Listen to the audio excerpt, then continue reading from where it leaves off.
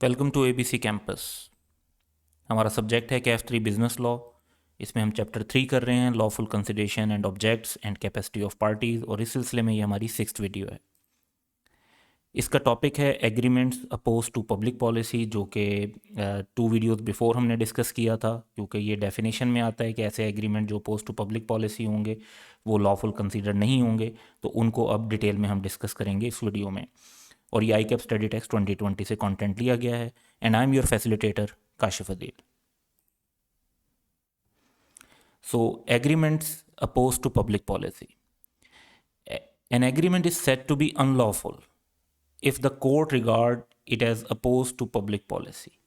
Following are the agreements which are held to be opposed to public policy, यानी जो past में courts ने decide किए कि ये अपोज टू पब्लिक पॉलिसी हैं और इस वजह से इन एग्रीमेंट्स को लॉफुल कंसीडर नहीं किया गया। तो उसमें सबसे पहले नंबर पर है हमारे पास trading with enemy. A person can not enter into an agreement with an alien enemy. अब यहाँ पर वर्ड एलियन का मतलब होता है सिटीज़न ऑफ फॉरेन कंट्री, और एनिमी का मतलब होता है अगर उस कंट्री के साथ पाकिस्तान एट वॉर हो। तो अगर वैसे आपके किसी कंट्री के साथ इख्तलाफात हैं और वॉर नहीं चल रही तो उसको एनिमी कंसीडर नहीं किया जाएगा। So a person cannot enter into an agreement with an alien enemy during the period of war on the ground of public policy. This is because the further performance of agreement involves commercial interaction with the enemy.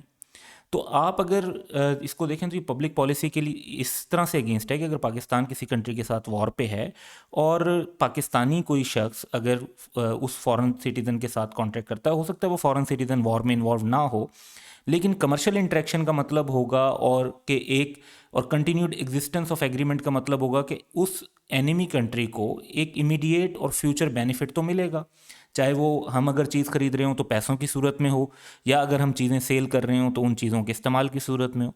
So contracts entered before the declaration of war. अब जो war से पहले के दौरान तो आपको बता दिया गया कि जी वो तो एग्रीमेंट आप कर ही नहीं सकते, वो तो वाइड होंगे। और जो एग्रीमेंट वॉर की डिक्लेरेशन से पहले हुए में वो या तो सस्पेंड हो जाएंगे अगर वॉर टेम्परेरी है और उसके बाद रिज्यूम हो सकता है तो रिज्यूम हो जाएगा, और अगर कुछ लंबा चल जाता है पीरियड ऑफ वॉर और कॉन्ट्रैक्ट या एग्रीमेंट को परफॉर्म करना फिजिबल नहीं रहता तो फिर वो टर्मिनेटेड कंसीडर होंगे। तो यहाँ पर एक सिंपल सही हमारे पास एग्जांपल है कि Imran agrees to buy goods from Narendra, citizen of country at war with Pakistan. The agreement is void. Second है जी हमारे पास स्टिफलिंग प्रोसिक्यूशन। स्टिफलिंग के कॉन्सेप्ट जब लीगल टर्म के तौर पर यूज़ होती है तो इसका मतलब होता है कि कोई फाइनेंशियल एडवांटेज के अगेंस्ट किसी के खिलाफ प्रोसिक्यूशन को रोकना या उसमें रुकावट बनना या उसके प्रोसेस को स्लो डाउन करना। तो क्रिमिनल्स शुड बी प्रोसिक्यूटेड भाई, जिसने जुर्म किया है उस पर एक मुकदमा चलना चाहिए और मुकदमे में साबित हो जाए कि वो पर्सन गिल्टी है तो उसको पनिशमेंट भी मिलनी चाहिए। तो criminals should be prosecuted and punished. Hence an agreement for stifling prosecution is illegal. तो अगर आप एक ऐसा एग्रीमेंट करते हैं जिसमें आप किसी से इस बात के पैसे ले लेते हैं ताकि उसे पनिशमेंट से बचा सकें या उसकी क्राइम को एक्सपोज ना करें, तो ये एक अपोज टू पब्लिक पॉलिसी बात कंसीडर होगी। It is in public interest that if a person has committed crime he must be prosecuted and punished. क्योंकि अगर जो है लॉ की इम्प्लीमेंटेशन नहीं होगी तो फिर क्राइम फ्यूचर में भी रिपीट होगा। तो लॉ बना लेने का कोई ख़ास फ़ायदा नहीं है अगर जब तक उस पर प्रॉपर इम्प्लीमेंटेशन नहीं होती। तो इस वजह से अगर प्रोसिक्यूशन को स्टिफल किया जाएगा तो that would be against the public policy. यहाँ पर हम एग्जाम्पल रीड कर लेते हैं। Anjum who knows that Qamar has stolen goods amounting to ₹5 lakh receives 100,000 from Qamar in consideration of not exposing him. तो पैसे लेकर आप किसी के क्राइम को अगर छुपा रहे हैं या उसे एक्सपोज करने से बचाने का कह रहे हैं तो ये एक opposed to public policy action है। This agreement is illegal being oppose to public policy, और ऐसे एग्रीमेंट को इन्फोर्स नहीं किया जा सकता। Sale of public offices. अगर आप गवर्नमेंट में किसी ऐसी पोजीशन पर हैं जहाँ पे आप लोगों को अपॉइंट करने की अथॉरिटी रखते हैं तो वो अथॉरिटी आपको एक रिस्पॉन्सिबिलिटी के साथ यूज़ करनी चाहिए और मेरिट के ऊपर अपॉइंटमेंट करनी चाहिए। तो अगर आप ऐसा एग्रीमेंट करते हैं जिसमें आप कहते हैं कि जी आपको इस तरह की नौकरियां सेल करेंगे और लोगों को पैसे लेकर उसके अगेंस्ट इस तरह की जॉब्स देंगे, तो ये तो पब्लिक पॉलिसी के भी अगेंस्ट है, वैसे भी इलीगल है। The agreements of sale of public offices are illegal as such agreement if enforced, अगर ये अलाउ कर दिया जाए, would lead to inefficiency and corruption on public life. To some extent this actually happens in third world countries, और उसकी वजह से हम काफ़ी इनएफिशिएंसीज और करप्शन देखते भी हैं। Similarly an agreement to pay money to a public servant to induce him to act corruptly और टू रिटायर, भाई या तो आप कहते हैं जी आप अपनी इस पोजीशन से रिटायर हो जाएं ताकि जो नया बंदा आएगा वो हमारा होगा और फिर हम एक गलत काम कर देगा, या उसे इंड्यूस करना कि पैसे लेके गलत काम करे, and just make way for the appointment of promiser are void on the ground of public policy. तो किसी को इसलिए पैसे देना कि भाई वो रिटायरमेंट ले ले ताकि उसकी जगह पर कोई और शख्स आपकी मर्ज़ी का या आप खुद उस पर आ जाएं, तो वो भी वॉइड होगा, उसको भी आप इन्फोर्स नहीं करवा सकते। तो यहाँ पर हम एक सिंपल सी एग्जांपल रीड कर लेते हैं। अमीर promises to obtain for फकीर an employment in the public service and फकीर promises to pay ₹1,000 to अमीर, the agreement is void as the consideration for it is unlawful। इसमें ये ध्यान में रखें कि अगर इस शख्स ने पैसे दे दिए हैं और बाद में दूसरा शख्स उसको जॉब नहीं दिलवाता ऐसी, तो वो उसके लिए केस नहीं कर सकता, और अगर इसी तरीके से दूसरे शख्स ने उसको वो जॉब दिलवा दी और बाद में उसको पैसे नहीं मिलते तो वो पैसों के लिए केस नहीं कर सकता। Such an agreement is not enforceable at all. Agreements जो रिस्ट्रेंट करते हो पेरेंटल राइट्स को, हर पेरेंट का ये राइट होता है कि वो अपने बच्चों की परवरिश करें, उनकी गार्डियनशिप को एक्सरसाइज करे। So an agreement which prevents a parent to exercise his right of guardianship is void। A father is entitled by law to the custody of his child. He cannot enter into an agreement which is inconsistent with his duties arising out of such custody। तो यहाँ पर हम एक scenario पढ़ते हैं, उससे ये बात बिल्कुल क्लियर हो जाएगी कि कब पेरेंटल राइट का रिस्ट्रेंट हो सकता है और वो वैलिड होगा या नहीं होगा। वो ऑब्वियसली वैलिड नहीं होगा। So Asif entered into an agreement with his in laws to never meet his children if they pay him ₹5 million, और वो इस ऑफर को इवन एक्सेप्ट भी कर ले तो ऐसा एग्रीमेंट वॉइड होगा। इस एग्रीमेंट को इन्फोर्स नहीं किया जा सकता क्योंकि किसी के पेरेंटल राइट्स जो हैं वो किसी भी अमाउंट ऑफ मनी के अगेंस्ट ख़त्म नहीं किए जा सकते। रिस्ट्रेंट ऑफ पर्सनल लिबर्टी, अब इसमें भी इसी को यूं समझ लें कि जो स्लेवरी है उसको प्रोहिबिट किया जा रहा है।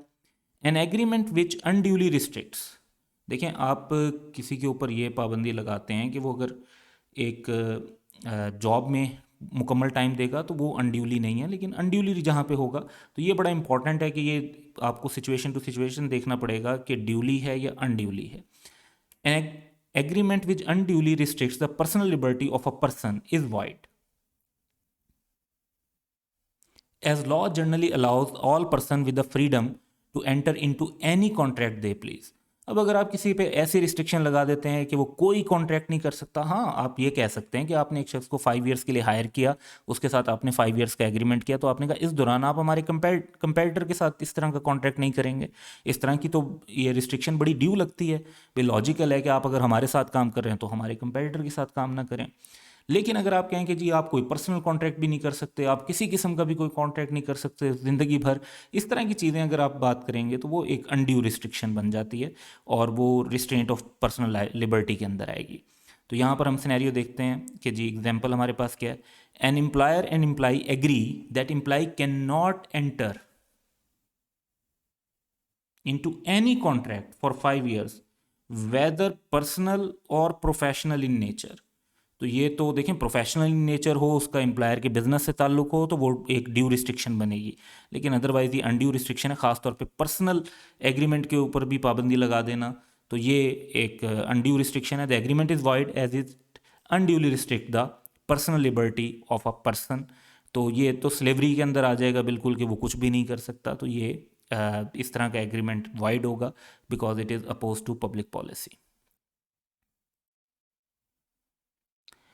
Agreements to create monopoly, an agreement to create monopoly is void as it will impair consumer sovereignty and result in high prices for low quality of goods and services।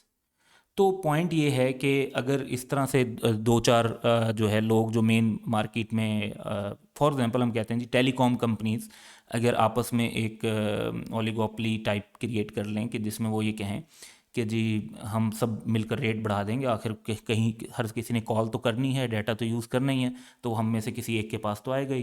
तो चंद एक company ने और वो सारी इस तरह की अगर अरेंजमेंट करते हैं तो ये एक मोनोपली या मोनोपली की वेरिएशन जो होती हैं उनको क्रिएट करेगा। तो इस तरह का जो एग्रीमेंट है वो क्योंकि पब्लिक पॉलिसी के अगेंस्ट है, तो इसको भी लॉ में इस तरह के एग्रीमेंट्स को वाइड कंसीडर किया जाएगा। एक सिंपल सी एग्जांपल हम यहाँ पे रीड करते हैं। 5 nearby fuel stations agree to charge prices above the price fixed by regulatory authority. अब फ्यूल स्टेशन देखें, उनकी जो प्राइसेस हैं वो ओगरा से डिफाइन होती हैं कि जी ये पेट्रोल की प्राइस होगी, ये डीजल की होगी, वो उससे अबव प्राइस फिक्स कर रहे हैं अगर एक ही एरिया में कि भाई ताकि वो लोगों को हाई चार्ज कर सकें। द एग्रीमेंट इज वाइड क्योंकि ये मोनोपली क्रिएट कर रहा है। Marriage brokerage agreement, an agreement in which a person promises for reward to procure marriage for another is void being oppose to public policy. देखिए, जहाँ तक बात ये होती है कि एक जिसे हम अरेंज मैरिज कहते हैं, वो मैरिज को अरेंज करवाना, उसमें कोई ऐसा इलीगल काम बिल्कुल भी इन्वॉल्व नहीं है। लेकिन ये कि किसी को ज़बरदस्ती एक मैरिज के लिए कोई पर्सन एक्वायर करके देना, ये एक जो है गलत बात होगी और अपोज टू पब्लिक पॉलिसी है। तो यहाँ पर हम केस पढ़ लेते हैं। Asif offered Basit to pay him ₹1 million if he procure the woman to marry his brother. ये एग्रीमेंट्स जो हैं वो वाइड होंगे क्योंकि आप जो है ह्यूमन को ह्यूमन ट्रीट करेंगे, और अदरवाइज़ जो है that is basically for that purpose अगर मैरिज ब्रोकरेज एग्रीमेंट किया जा रहा है तो वो अपोज टू पब्लिक पॉलिसी होगा और वाइड होगा। तो नेक्स्ट चलते हैं और कुछ पास्ट एग्जाम्स डिस्कस करते हैं। सो एक क्वेश्चन है जी हमारे पास लीगैलिटी ऑफ ऑब्जेक्ट पे, what is an agreement, when is an agreement considered to be void, state the circumstances under which the object of an agreement is considered to be unlawful। तो basically there are 3 questions। तो सबसे पहले आपको बहुत ज़्यादा detail में जाने की ज़रूरत नहीं, सिंपली एक एग्रीमेंट को डिफाइन करते हैं कि every promise and every set of promise forming the consideration for each other is an agreement. ये चैप्टर 2 से डेफिनेशन ली गई है। An agreement not enforceable by law is said to be void, ये भी चैप्टर 2 से डेफिनेशन ली गई है। उसके बाद जो इस चैप्टर से रेलिवेंट है वो थर्ड क्वेश्चन है कि वो एग्रीमेंट अनलॉफुल कंसीडर होते हैं अगर वो फॉरबिडन बाय लॉ हों, उनकी नेचर ऐसी हो कि प्रोविजन ऑफ लॉ को डिफीट करते हों, फ्रॉडलेंट हों, इंजरी टू द पर्सन और प्रॉपर्टी ऑफ एनदर कॉज करते हों, या कोर्ट उन्हें इमोरल या oppose to public policy consider करती हो।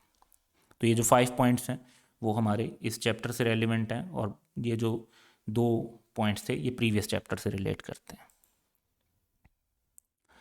Legality of consideration, Asif stole cash, अब ये देखें क्राइम है, and merchandise from the ABC स्टोर। Basit, the owner of store, initiated legal proceeding against him. Asif contacted Basit with an offer to return the stolen cash and merchandise if Basit withdraws the suit. Basit accepted the offer. Is it valid agreement? देखिए, जहाँ तक बात है कि बासित को अपनी चीज़ें वापस मिलनी चाहिए, वो बिल्कुल मिलनी चाहिए, लेकिन अब एक क्रिमिनल एक्टिविटी हुई है तो उसकी प्रोसिक्यूशन भी होनी चाहिए, और उस प्रोसिक्यूशन को अगर आप विड्रॉ करते हैं तो ये स्टिफलिंग द प्रोसिक्यूशन में आ जाएगा। तो ऐसा एग्रीमेंट वाइड होगा क्योंकि इसका ऑब्जेक्ट अनलॉफुल है, और स्टिफलिंग द क्रिमिनल प्रोसिक्यूशन जो है वो काउंट होगी ये। फिर जी हमारे पास ये एक एग्जांपल है 38 जो कि पास्ट एग्जाम स्प्रिंग 2020 में 2 मार्क्स का क्वेश्चन आया था, विड्रॉल ऑफ लीगल प्रोसीडिंग पर। ये भी सिमिलर नेचर का है। Naeem was a treasury manager in Raheel associate. Naeem robbed ₹100,000 cash from the business. अब ये देखें कि ये चोरी की है तो ये भी एक क्रिमिनल एक्टिविटी है, प्रोसिक्यूट होना चाहिए। Rahil the owner of the business instituted legal proceeding against Naeem. Naeem agree to return the cash and Rahil agree to withdraw the proceeding. भाई जब क्रिमिनल एक्टिविटी हो तो आपकी चॉइस नहीं है कि आप प्रोसीडिंग को विड्रॉ करें या ना करें, आपको उसको प्रोसिक्यूट लाजमी करना चाहिए।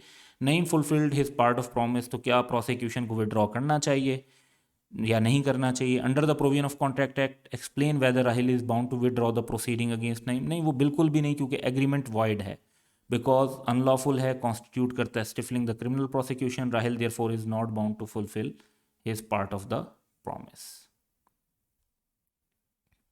So that's all for today. Have a good day.